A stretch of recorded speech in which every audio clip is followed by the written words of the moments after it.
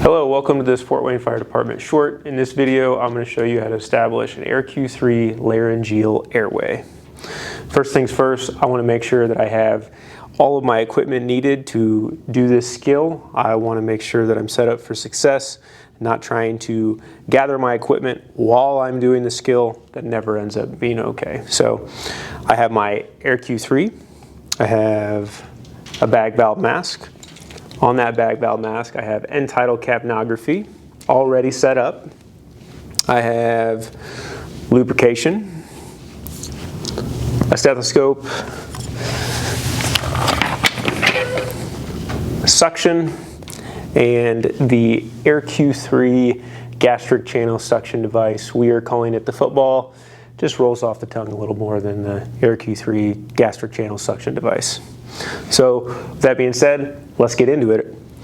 Oh, also, I got a Thomas tube holder here. Just remember, nose to nose. There's a little picture of a nose up top here.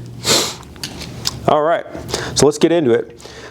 First things first, I'm going to suction the patient's oropharynx, and I'm going to do that by inserting the rigid tip suction into the oropharynx here. Once I'm done with that, I'm going to set that down for now, and I'm going to grab my AirQ3. You'll see in the AirQ3 there are two blue lines, one here and one here. The teeth I want to be somewhere in between here.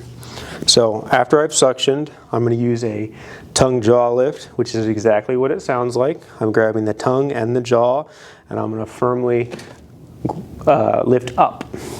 Then I'm going to take my AirQ3 and I'm going to insert it until I get resistance, and then that's it. So I have my teeth between the two blue lines, but it's not secure or confirmed, so I need to make sure those are done. So I'm going to take my Thomas tube holder, nose to nose,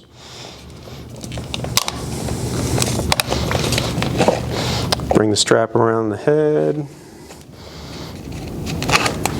These can easily become dislodged when there's a lot of moving parts on this run. So now it's secured, but it's not confirmed. How am I going to confirm that tube? So I'm going to have my partner or someone in my crew take my stethoscope here, and they're going to auscultate over the lungs as well as the epigastric area. And then I'm going to take my bag valve mask with my end-tidal capnography, put it on the end of the AirQ3, and I'm going to ventilate.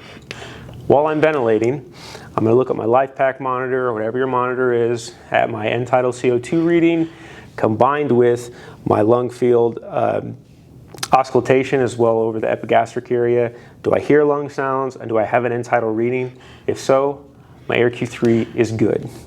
So what am I going to do if I have secretions I need to take care of?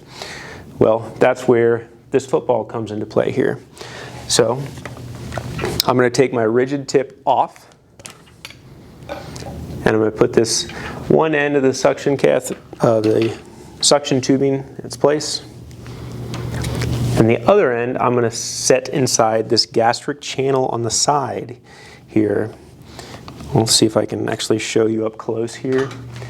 So this AirQ3 has these two holes. It's focusing on my face, but it has two holes on either side here, and you can put this football right in there and it seats perfectly.